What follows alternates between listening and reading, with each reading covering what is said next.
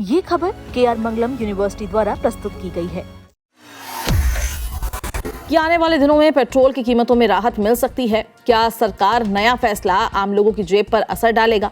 इन सवालों के बीच केंद्र सरकार ने एक बड़ा कदम उठाया है। सरकार ने ज्यादा इथेनॉल मिश्रण वाले पेट्रोल को एक्साइज ड्यूटी से छूट देने का फैसला किया है।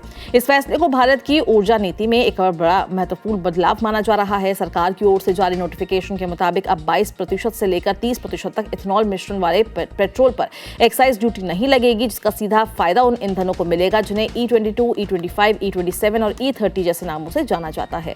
इन नामों का संबंध पेट्रोल में मिलाए गए इथेनॉल के प्रतिशत से होता है। ये फैसला ऐसे समय में आया है जब भारत लगातार अपने ऊर्जा स्रोतों को विविध बनाने की दिशा में काम कर रहा है। देश की कोशिश है कि विदेशी कच्चे तेल पर निर्भरता कम की जाए और घरेलू स्तर पर तैयार होने वाले वैकल्पिक ईंधनों को बढ़ावा दिया जाए। इथेनॉल मिश्रित पेट्रोल इसी रणनीति का महत्वपूर्ण हिस्सा माना जाता है। भारत दुनिया के सबसे बड़े तेल उपभोक्ताओं में शामिल है। देश अपनी जरूरत का बड़ा हिस्सा आयात के जरिए पूरा करता है। ऐसे में अंतर्राष्ट्रीय बाजार में तेल की कीमतों में उतार चढ़ाव का सीधा असर भारतीय अर्थव्यवस्था पर पड़ता है। सरकार लंबे समय से ऐसे विकल्प तलाश रही है जिससे आयातित तेल पर खर्च कम किया जा सके। इथेनॉल आधारित ईंधन को इस दिशा में एक मजबूत विकल्प माना जा रहा है।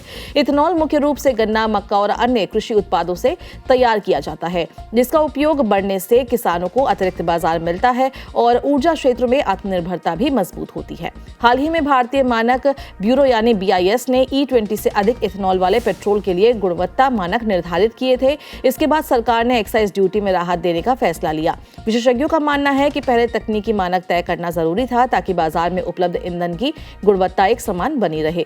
भारत में राजपत्र में प्रकाशित नए मानकों के अनुसार E22, E25, E27 और E30 फ्यूल के लिए स्पष्ट दिशा निर्देश तय किए गए हैं। इनमें इथेनॉल की मात्रा, ऑक्टेन स्तर, सल्फर की सीमा, वेपर प्रेशर और अन्य सुरक्षा मानकों को शामिल किया गया है।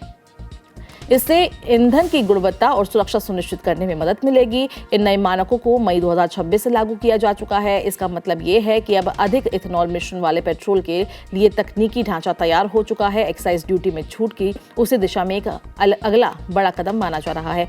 दिलचस्प बात यह है कि यह फैसला ऐसे समय में आया है जब भारत ने हाल ही में E85 फ्यूल को बढ़ावा देना शुरू किया। E85 ऐसा ईंधन है जिसमें लगभग 85% इथेनॉल और बाकी हिस्सा पेट्रोल का होता है। ये मुख्य रूप से फ्लेक्स फ्यूल वाहनों के लिए तैयार किया गया है। सरकारी तेल कंपनियों को निर्देश दिया गया है कि E85 फ्यूल को प्रतिस्पर्धी कीमत पर उपलब्ध कराया जाए। रिपोर्ट के अनुसार इसकी कीमत E20 पेट्रोल से काफी कम रखी जा सकती है। इससे वैकल्पिक ईंधन को अपनाने के लिए उपभोक्ताओं को प्रोत्साहन मिलेगा। विशेषज्ञों का मानना है कि एक्साइज ड्यूटी हटाने से अधिक इथेनॉल वाले ईंधन की लागत कम हो सकती है।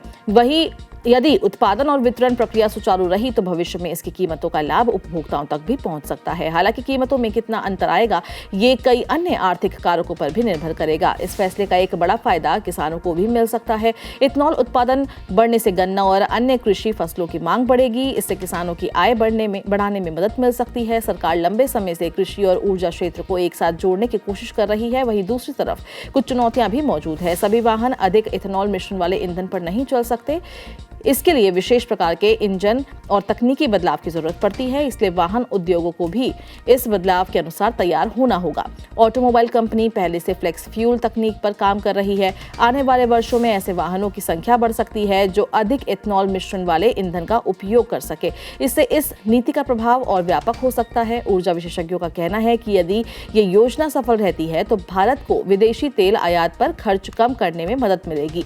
साथ ही पर्यावरणीय दृष्टि से भी ये एक सकारात्मक कदम माना जा रहा है, क्योंकि इथेनॉल आधारित ईंधन अपेक्षाकृत स्वच्छ विकल्प माना जाता है। सरकार का ये फैसला केवल कर छूट तक सीमित नहीं है, भारत की दीर्घकालिक ऊर्जा रणनीति का हिस्सा है। लक्ष्य ये है कि देश धीरे धीरे वैकल्पिक ईंधनों की ओर बढ़े और ऊर्जा सुरक्षा को मजबूत बनाए। अब सबसे बड़ा सवाल यही है कि क्या आने वाले समय में पेट्रोल सस्ता होगा? इसका जवाब पूरी तरह से अभी स्पष्ट नहीं है, लेकिन इतना जरूर है कि सरकार ने इथेनॉल मिश्रित ईंधन को बढ़ावा देने के लिए बड़ा आर्थिक संकेत दिया है। आने वाले महीनों में इसका असर ईंधन बाजार, किसानों और उपभोक्ताओं तीनों पर देखने को मिल सकता है।